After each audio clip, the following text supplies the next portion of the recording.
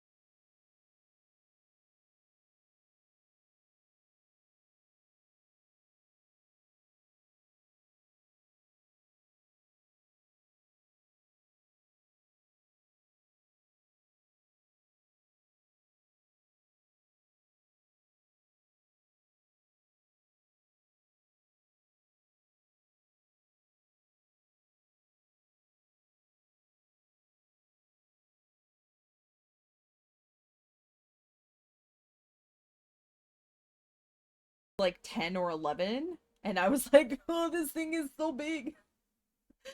Old football shorts, they're comfy. I mean, to each their own, Masala, with that kind of stuff especially. You know what I mean, Jellybean?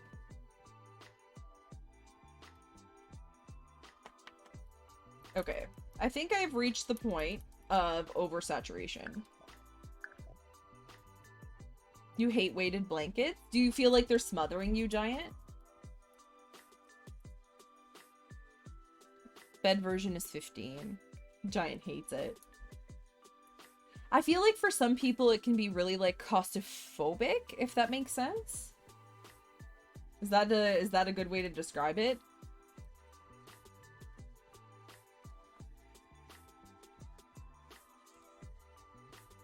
I think that's a good way to describe it.